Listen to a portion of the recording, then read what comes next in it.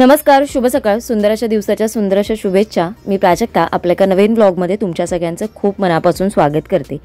आठवड्याभराची जी मी तयारी करून ठेवते ना आणि त्याच्यामध्ये थोडासा जरी कंटाळा केला ना की मग आठवड्यामध्ये कामाचा लोड एवढा येतो की असं होतं ना की जेवण करायचं की बाकीची कामं आवरायची, असं नेहमी ज्या वेळेस मी कंटाळा करते ना त्या वेळेस असं होतं. रविवारी मी थोडासा कंटाळा केलेला, जसं मी तुम्हाला म्हटलेलं की मी भाज्या सॅटर्डेला घेऊन आलेली, गुढीपाडवा होता म्हणून. आणि त्या भाज्या फक्त मी आणलेल्या, काही भाज्या मी धुतलेल्या, काही भाज्या नाही धुतल्या आणि सगळ्या भाज्या अशाच ठेवलेल्या. आता 3 दिवस होणार म्हणून म्हटलं की चला त्या भाज्या व्यवस्थित नीट करून ठेवू. कारण काय होतं नंतर जेव्हा मग 3-4 दिवसानंतर, कारण एकदा कंटाळा केला की त्या भाज्या तशाच राहतात फ्रीजमध्ये आणि आपल्याला कळत पण नाही. फ्रीजमध्ये जागा पण खूप जास्त वापरली जाते आणि मग असं होतं की सगळ्या भाज्या खराब होऊन गेल्या. तर माझ्याकडे पालक होता आणलेला, तर म्हटलं पालकची प्युरी करून ठेवते मी, मग त्याचे मी पराठे करेन किंवा मग ग्रेव्ही भाजी होईल उद्यासाठी मला. काल जो स्वामींच्या मठातनं प्रसादाचा नारळ आणलेला त्याचं मी म्हटलं काहीतरी गोड करू, कारण आज विनायक चतुर्थी होती. तर मी म्हटलं आज मंगळवार आहे, विनायक चतुर्थी आहे, तर त्यानिमित्ताने आपण मोदक करूया. म्हणजे मोदक पण मी बरेच दिवस झाले केले नव्हते, तर म्हटलं चतुर्थीच्या निमित्ताने आणि प्रसादाचा नारळ पण आहे तर गोड काहीतरी करूया म्हणून म्हटलं आज मोदक करून घेऊ. तर तो सर्वात आधी नारळ फोडून घेते. नारळ फोडताना मी बघा सगळी किशी आहे ना त्याची काढत नाही, थोडीशी किशी किंचितशी अशी ठेवते आणि मगच तो नारळ मी फोडून घेते. आणि जेव्हा आपण नारळ फोडून होणार आपलं ना त्याच्यानंतर मग आपण त्याची पूर्ण किशी काढायची. त्याचं मागचं शास्त्र मला माहिती नाही, पण आई पप्पा मला असंच सांगतात. म्हणजे नारळ फोडताना शिकवलेल्याची पद्धत अशीच होती की त्याची पूर्ण शेंडी काढून तो कधीच फोडायचा नाही, त्याला थोडंसं तरी ठेवायची वरची जी शेंडी असते, किशी असते ती, आणि नंतर तुम्ही तो फोडायचा नारळ. तर नारळ खूप चांगला निघाला, अगदी जाड होता आणि याच्यासाठी मोदकाचं जे सारण आहे ना तर अगदी छान होईल. आणि छोटासा जरी असेल ना तरी त्याचं खोबरं भरपूर असं पडणारं होतं, कारण नारळ अगदी जाड होता, खसखशीत नारळ होता. आता भेंडी भाजून घेते, कारण जेवणाची पण तयारी मला करायची आहे पण आणि शूट पण करायचं, सगळी गडबडच होती. म्हणून दूध मी सर्वात आधीच गरम करून घेतलेलं, कारण दूध पण संपलेलं माझं. 2 लिटर अर्धा लिटरच्या ज्या पिशव्या आणलेल्या तर एकाची तर आपण पनीर केलं आणि जे अर्धा लिटर होतं ते संपून गेलं. तर आता सर्वात आधी भेंडी धुतलेली होती माझ्याकडे, धुवून पुसून वगैरे मी ती स्वच्छ करून फ्रीजमध्ये ठेवलेली, कारण त्या दिवशीच माझा विचार चाललेला की मी भेंडी तेव्हाच फ्राय करून ठेवणार होती, पण मग वेळ खूप जास्त गेला माझा शूट वगैरे करण्यामध्ये आणि मग थोडा उशीर पण झाला. म्हणून मग मी नंतर कंटाळा केला आणि जसं तोंडली वगैरे होतं ते पण मला चॉप करूनच ठेवायचं होतं. चॉप केलेल्या असल्या ना की भाज्या कधी पटकन अशा होतात. आता तोंडली वगैरे जी मला करायची आहे ती मी विचार करते, कारण ती थोडीशीच आहे, खूप जास्त अशी नाही आहे. तर मी म्हटलं ती उद्या सकाळसाठी ऑफिससाठी होईल. आली आपण जी प्युरी करून पालकची त्याचं काही पराठेमध्ये म्हणजे चपातीच्या पिठात मिक्स केलं तरी किंवा आता संध्याकाळसाठी केलं तरी होऊन जाईल. कारण आज जो मी नैवेद्य दाखवणार आहे देवाला तो फक्त मोदकांचाच दाखवणार आहे, म्हणजे बाकी असं मी काही करणार नाही आहे वेगळं असं.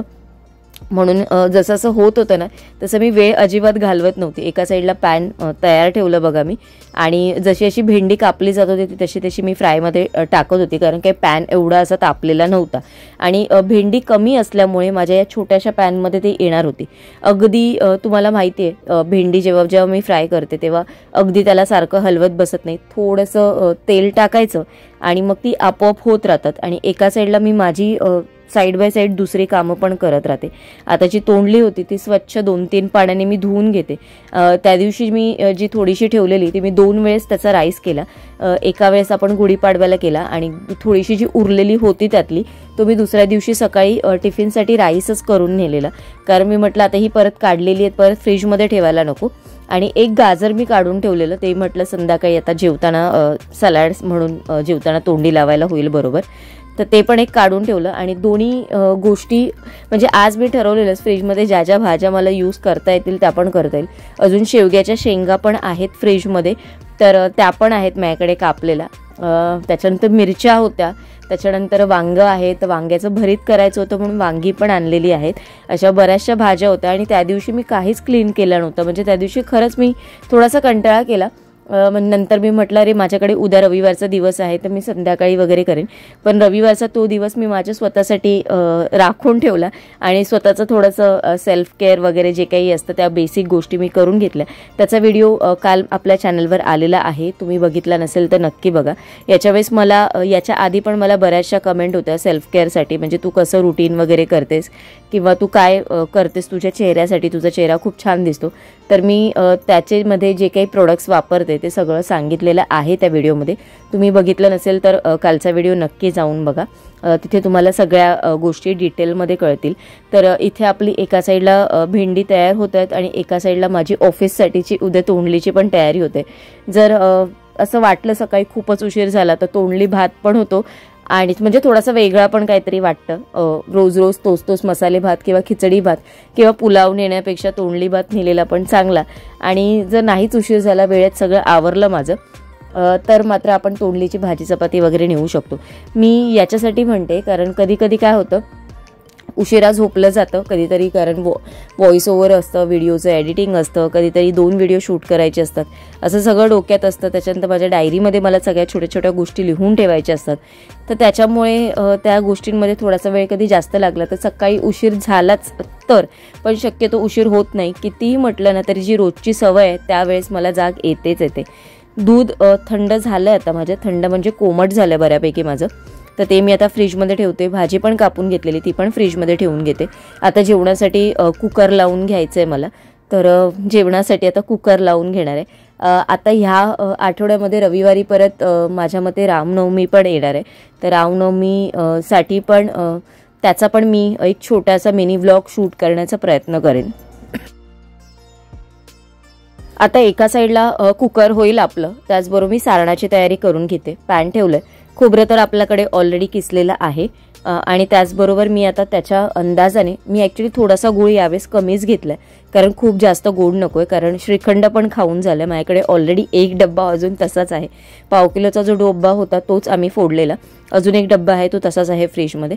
तर इथे आता हे जे खोबरं आहे ते मी याच्यात ओतून घेते छानपैकी. पहिला गुळाचा ना पाक थोडासा करून घेते, गुळ छानपैकी वितळला की मग खोबरं मिक्स करायला खूप जास्तीचा असा वेळ लागत नाही, नाहीतर मग एकत्र करून घातलं तर गुळ तुम्हाला अगदी बारीक चिरावा लागतो. आणि मोदक, करंजी म्हणा, याच्या रेसिपी मी बऱ्याच आधी म्हणजे खूप आधीपासून तुमच्याबरोबर प्रत्येक वेळेस जेव्हा जेव्हा बनवते तेव्हा शेअर केलेल्याच आहे. आणि कम्युनिटी पोस्ट नाही, आपल्या प्लेलिस्टला मी त्या ॲड पण केलेल्या आहेत. तुम्हाला जर बघायचे असतील डिटेल रेसिपी तर तुम्ही तिथे जाऊन पण बघू शकता.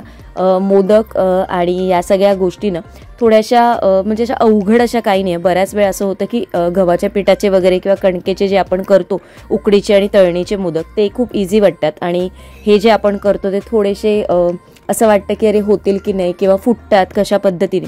तुमची उकड व्यवस्थित आली ना की मग काही टेन्शन नसतं. उकड एकदा परफेक्ट थोडंसं लक्ष देऊन करायचं, म्हणजे आपण काय मेजरमेंटने घेतो ते सगळं व्यवस्थित घेतलं की उकड अजिबात फसणार नाही. आणि उकड फसली ना तरच आपला प्रॉब्लेम होतो की मोदक फाटतात वगैरे.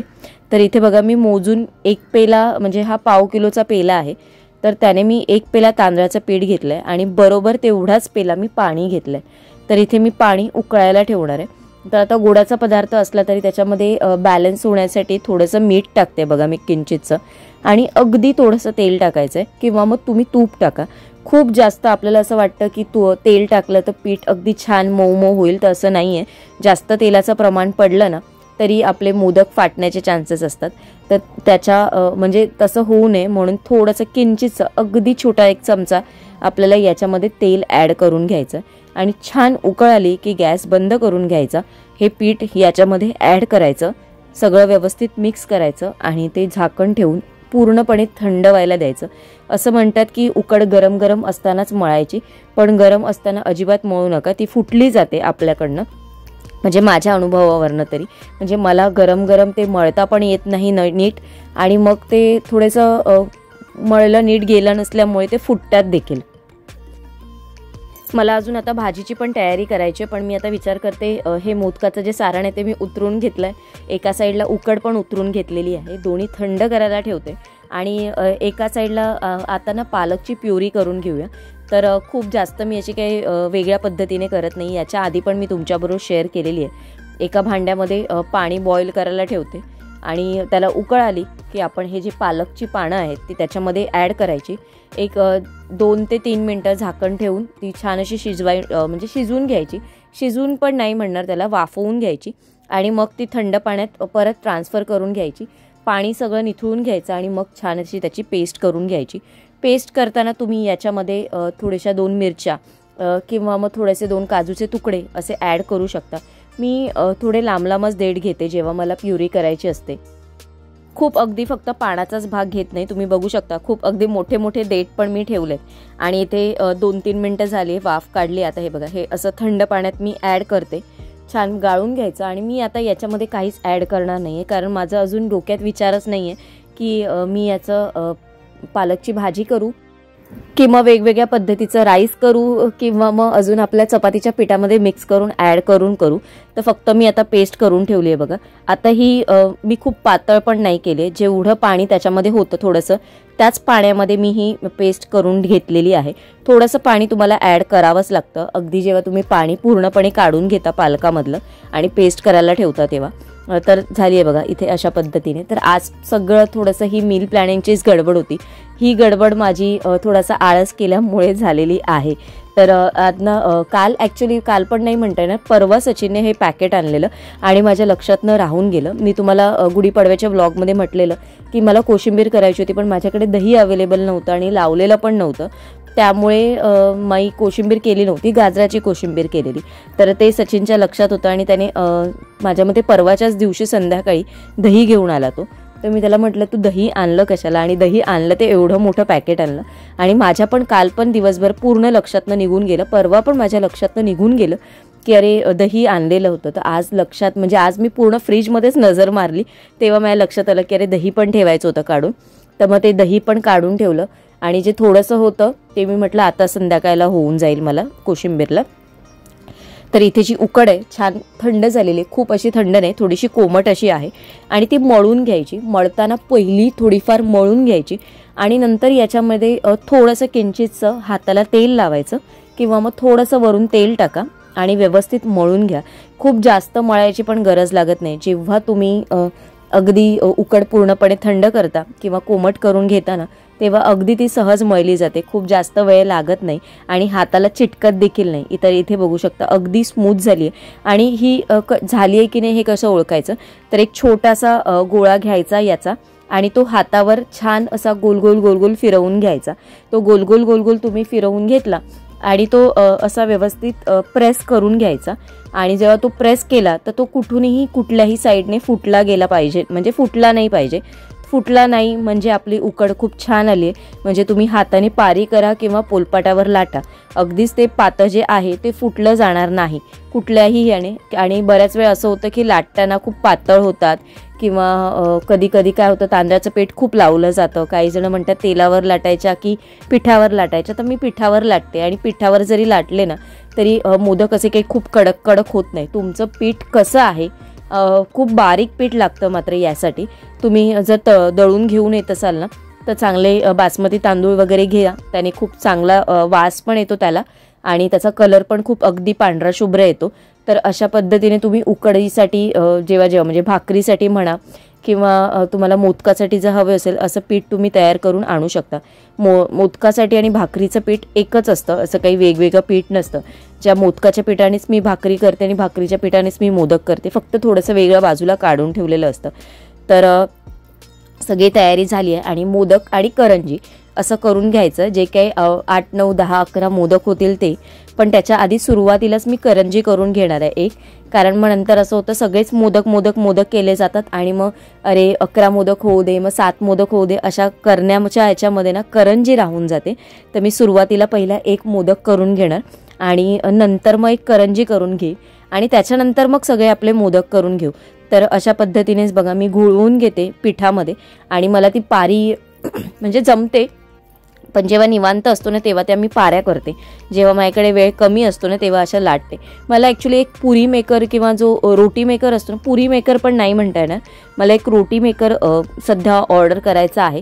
तुम्हाला माहिती असेल कुठल्या कंपनीचं तर मला नक्की कमेंट करून सांगा किंवा मला नक्की त्याची लिंक हे करा तुम्ही मला थोडासा स्वस्त, म्हणजे जसं एका वेळेस आता उन्हाळ्यात आपल्याला पापड वगैरे करायचे असतात, तर माझ्या पण डोक्यात आहे असा विचार. तर त्यावेळेस मग ते पापड पटापट लाटण्यापेक्षा आपण ते पुरी मेकर किंवा रोटी मेकरमध्ये एक गोळा त्याचा असा ठेवला आणि लाटला तर खूप छान पटकन असं होईल. तर विचार चाललाय माझा. मी आता सध्या शोधते, पण 600 ते 700च्या रेंजमध्ये मला चांगल्या क्वालिटीचे दिसतात. तर त्याच्यापेक्षा कमी किमतीचे किंवा कुठलं जर माहिती असेल तुम्हाला ऑनलाईनमध्ये, मला नक्की कमेंट करून सांगा. तर बघा इथे छान आपला मोदक तयार झालेला आहे. आणि मोदक वगैरे अगदी इझी आहे, पण थोडंसं प्रयत्न करावा लागेल. जसं आता माझं सगळ्या गोष्टी मला बऱ्यापैकी जमतात, फक्त पुरणपोळी एक सोडली तर बाकी सगळे पदार्थ मी व्यवस्थित घरच्या घरी करू शकते. आता एकदा जवळपास आता हा तर झालाय. आता याच्यानंतर काय सण आहे अजून, तर मला ना नारळाच्या शिरवळ्या करायचा खूप विचार चाललाय बरेच दिवस. शिरवळ्या केल्या की नक्की तुमच्याबरोबर शेअर करेन. तशा तर मी छोट्याशा मिनी ब्लॉगमधनं तुमच्याबरोबर याच्या आधी पण शेअर केलेल्या आहेत शिरवळ्या, पण शिरवळ्या आणि रस अशी रेसिपी मी तुमच्याबरोबर कधीच शेअर केली नाही आहे. तुम्हाला बघायला आवडेल की नाही मला नक्की सांगा. होळीला नारळाचा रस आणि शिरवळ्या केल्या जातात गावी बऱ्याच वेळा. तर तुमच्याकडे किती फ्रिक्वेंटली करता किंवा तुम्ही करता की नाही मला माहिती नाही. साध्वीने मला मात्र गेल्या वेळेस कमेंट करून सांगितलेली की तिच्याकडे केल्या जातात नारळाचा रस आणि शिरवळ्या, आणि ते खाण्यात म्हणजे त्या खाल्ल्या ना की अगदी थोड्याशा जरी खाल्ल्या ना तर अगदी सुस्ती येते आणि मस्त खायचं, ताव मारायचं आणि झोपून जायचं. असा जेव्हा त्या दिवशी निवांत वेळ असणार ना मात्र त्या दिवशीच त्याचा बेत करायचा माझा विचार आहे. तर इथे आपले हे मोदक तयार झालेत. आणि आज माझ्याकडे केळीचं पान नव्हतं आणलेलं, त्याच्यामुळे मी थोडेसे ते पाण्यात खाली डीप करून घेते, म्हणजे ते खाली चाळणीला चिटकणार नाही. तुम्ही पूर्ण डीप केले तरी पण चालते. आणि अशा पद्धतीने हे सगळे ठेवून घ्यायचे. माझा एक मोदक कमी पडलाय बघा, तर मी 6 मोदकच केलेले. एक मोदक माझा करायचा आहे, कारण तोपर्यंत मी आता पाणी तापत ठेवलंय, तोपर्यंत सगळे अरेंज करून घेतलेत.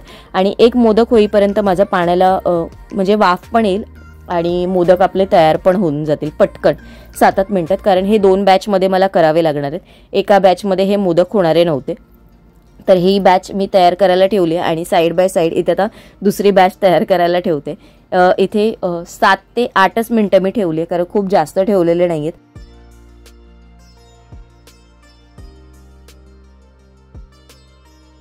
खाली मी रुमाल किंवा मग केळीचं पान ठेवलं नाहीये, त्याच्यामुळे स्टीम डायरेक्टली त्या मोदकाला लागली जाते. असा होता माझा आजचा दिवस. ऑफिस नंतर आल्यानंतर काल तर लवकर निघायला मिळालेलं, पण आज लवकर निघायला मिळालं नव्हतं. तर आज जे काही केलं ते मी आजच्या ब्लॉगमध्ये तुमच्यापर्यंत शेअर करण्याचा प्रयत्न केलाय. आणि कालच्या ब्लॉगमध्ये पण तुम्ही छान कमेंट केलेल्या की तुम्हाला माझ्याकडनं स्वामींचं दर्शन घडलं, तर मी खरंच ऋणी असेल की माझ्याकडनं तुमच्यापर्यंत स्वामींचं दर्शन घडवलं गेलं. हे माझं भाग्य समजेन मी की मला तुमच्यापर्यंत पोहोचवता आलं त्यांचं दर्शन, तुम्हाला तिथे जाता आलं नाही. आणि तुम्ही ते कमेंट मार्फत मला सांगितलं, त्यात मला ऐकून खरंच खूप छान वाटलं.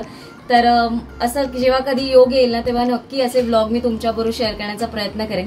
तर आता जसं सिद्धिविनायक जवळ आहे, तर एखाद्या छोट्याशा मिनी ब्लॉगमधनं तुम्हाला सिद्धिविनायकचं दर्शन पण घडवेन, म्हणजे गणपती बाप्पांचं पण दर्शन घडवेन. बघेन, माझा विचार खूप चाललाय, पण मला जाण्याचा योगच येत नाही. म्हणजे जवळ असून बोलतात ना, मी तुम्हाला मागच्याच ब्लॉगमध्ये म्हटलं की ती जवळ जरी म्हटलं ना तरी जाण्याचा योग काही येत नाही. पण वेळात वेळ काढून मी जाईन आणि नक्की तुमच्याबरोबर शेअर करेन. त्याच्या आधीच्या ब्लॉगमध्ये, मिनी ब्लॉगमध्ये मी एक मिशोच्या ड्रेसची लिंक तुमच्याबरोबर शेअर केलेली, पण त्याच्या खाली मला अशा पण कमेंट येतं की तू जो घातलेला ड्रेस आहे त्याची पण लिंक दे. तर मी जो घातलेला ड्रेस होता त्याची काही लिंक वगैरे नाहीये, तो ऑफलाईन घेतलेला आहे. तो वेस्टसाईड मधच्या शॉपमधनं घेतलेला आहे. जर तुम्हाला बघायचं असेल तर westside.com तुम्ही जर टाकलं तर तुम्हाला वेबसाईटच्या साईडवरनं तिथून शॉपिंग करता येईल. पण तिथे आता सेम असेल की नाही मला माहिती नाही, कारण सर्च करणं पण खूप मुश्किल आहे, कारण त्याच्यावर माझ्याकडे काही कोड नाही किंवा बारकोड पण नाहीये. आता त्याला घेऊन ऑलरेडी 3 वर्ष झालेली आहेत त्या ड्रेसला. पण तो पण ड्रेस खूप छान आहे, मला देखील पर्सनली खूप आवडतो. समरसाठी तर खूप चांगला आहे. आणि अजून मिशोचे काही प्रोडक्ट्स आहेत, म्हणजे डेली वेअरसाठी काही कुर्तीज आणि टॉप आहेत, ते पण मी तुम्हाला मिनी ब्लॉग मध्येच शेअर करेन, मोठ्या ब्लॉग मध्ये नाही शेअर करणार. मला असं वाटतं की मिनी ब्लॉग आणि जे काही आपले डेली ब्लॉग येतील दोन्हीचा कंटेंट, दोन्ही ह्याच्यातनं काहीतरी वेगवेगळं तुम्हाला बघायला मिळेल. म्हणजे असं माझा विचार आहे, असं शूट करायचं सगळं. तर बघू कसं जमतेल, जेवढं जमेल तेवढं मी नक्की शेअर करेल. आजचा ब्लॉग तुम्हाला कसा वाटला मला नक्की कमेंट करून सांगा. उद्या एका छानशा ब्लॉगमध्ये भेटेन. तोपर्यंत सगळ्यांना Shri Swami Samarth. Bye bye and take care.